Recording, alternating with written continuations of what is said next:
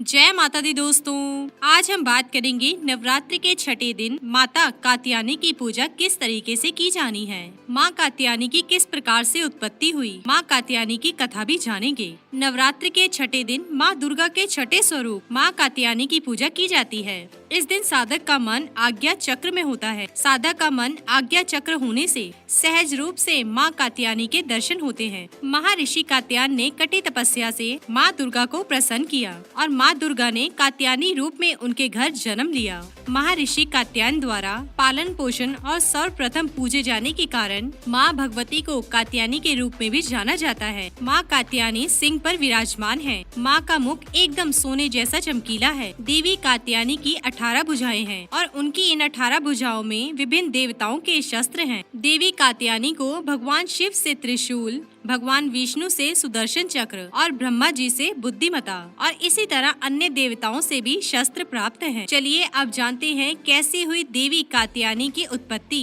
तीनों लोकों में देवी की सुंदरता और रूप के चर्चे थे, जिसे सुन 2 राक्षस चंड और मुंड असुर महिषासुर के पास पहुँचे और देवी के रूप के बारे में बताया। तब देवी के रूप में मोहित हो महिषासुर उनसे विवाह की कामना हेतु पर्वत पर पहुँचा और देवी से विवाह की इच्छा प्रकट की। माँ दुर्गा ने महिषासुर से कहा कि वह अगर उन्हें युद्ध में हरा देती हैं, तो वो उनसे विवाह कर लेंगी। जब युद्ध के दौरान भैंस के ऊपर बैठकर माँ दुर्गा ने जब महिषासुर का सिर काट दिया, तभी देवी दुर्गा को देवी कात्यायनी और महिषासुर की वर्धनी के नाम से जाना जाता है। माँ दुर्गा के छठे दिन माँ कात्यायनी की पूजा अर्चना करने से भक्तों को कष्टों से लड़ने की शक्ति मिलती है। माँ कात्यायनी इतनी ज्यादा शक्तिशाली हैं कि वो भक्तों के मन में शक्ति प्रदान करती हैं, जिससे भक्त सभी कष्टों से लड़ सकते हैं। माँ कात्यायनी की पूजा उन लोगों को विशेष तौर पर करनी चाहिए जिनके विवाह में रुकावट आ रही है या फिर विवाह में समस्या आ रही है, या फिर उन लोगों को जरूर करनी चाहिए जो विवाह करने योग्य है। माँ कात्यायनी की पूजा अर्चना करने से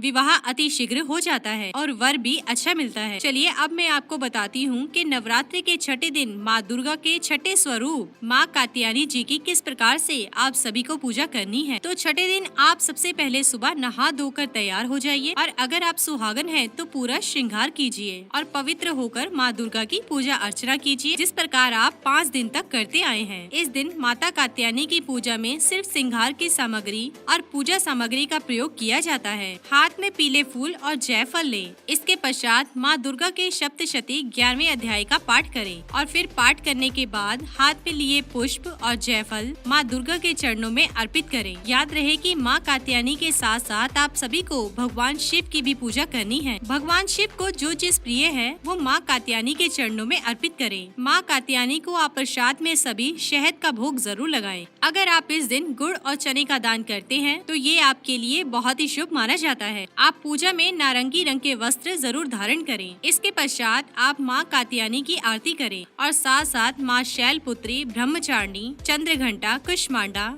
और स्कंद माता की भी पूजा करें। अगर आपको कोई भी परेशानी आ रही है विवाह से संबंधित तो आप जरूर पूजा करें माँ कात्यायनी की। इसी के साथ ही दोस्तों, अगर आपको ये वीडियो पसंद आया हो तो इसे आप लाइक कीजिए, अपने दोस्तों और रिश्तेदारों के साथ शेयर कीजिए और सब्सक्राइब कीजिए। साथ ही साथ बेल आइकन को प्रेस करें ताकि नया नोटिफिकेशन आप तक सबसे पहले पहुँच सके। धन्यवाद दोस्तों।